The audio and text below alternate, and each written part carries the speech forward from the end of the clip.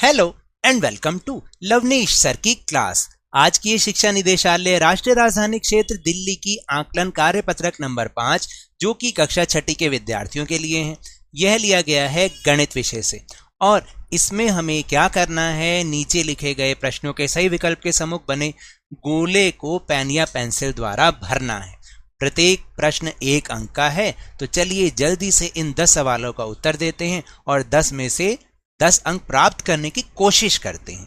ठीक है, तो शुरू करते हैं। तो देखो, पहला प्रश्न है कि यदि आपको एक वृत्त बनाना है तो निम्नलिखित में से आप किस उपकरण को चुनेंगे। वृत्त बनाने के लिए हमें चांदा यानी डी चाहिए, प्रकार चाहिए, स्केल या रूलर चाहिए या फिर डिवाइडर चाहिए।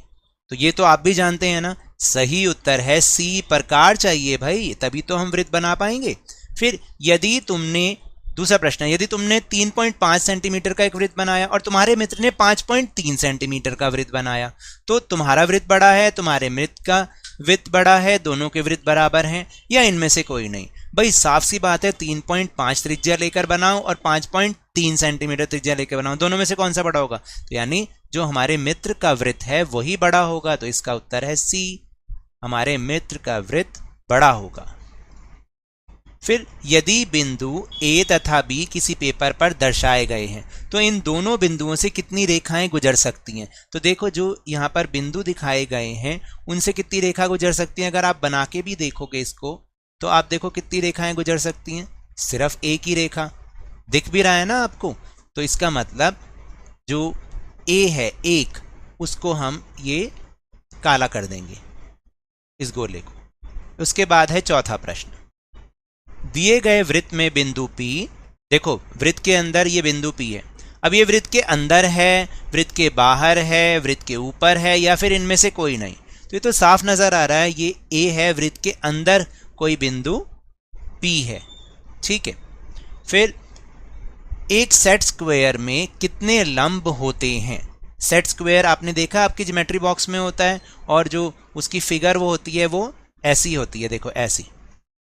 आप देखना, एक ऐसा भी एक चीज़ है जो कि आपके ज्योमेट्री बॉक्स में है। मैं इसको थोड़ा सा और मिला दूं। तो अब बताओ इस पर कितने लंब होते हैं। तो लंब तो एक ही है, ये वाला लंब है ना। तो इसलिए इसका उत्तर है ए। 3 नहीं होगा इसका उत्तर, सॉरी 3 नहीं, 2 नहीं, सिर्फ 1। इसका उत्तर है 1।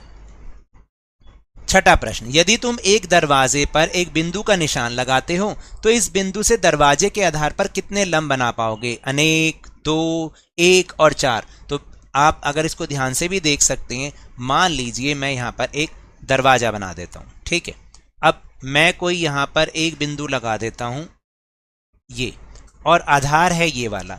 तो मैं कितने लंब खींच सकता हूँ? मैं एक ही लंब खींच सकता हूँ। कितने? 1, क्योंकि वो 90 डिग्री वाला होता है, सीधी रेखा वाला होता है, इसलिए 90 डिग्री का कौन बनाता है? लंब। तो हम एक ही लंब खींच पाएंगे। फिर इसके बाद है प्रश्न नंबर 7, यदि तुम किसी रेखा का लंब समद्विभाजक खींचते हो तो तुम किस उपकरण का प्रयोग करोगे। तो अभी आपको याद है ना, सोमवार को हमने सीखा भी है किसी रेखा का लंब समद्विभाजक खींचना। तो उसके लिए हमने क्या क्या चीजें यूज की थी?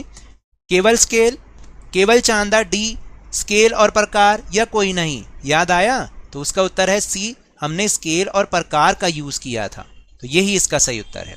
फिर एक्स वाई कहती है कि मैं एक रेखाखंड हूं, हम इसे कैसे लिख सकते हैं। और ये भी मैंने आपको बताया था कि रेखाखंड का निशान क्या होता है। क्या ए ये वाला, क्या बी ये वाला, सी ये वाला, बताओ कौन सा हो सकता है। मैंने आपको बताया था रेखाखंड का, तो इसका सही उत्तर है ये वाला।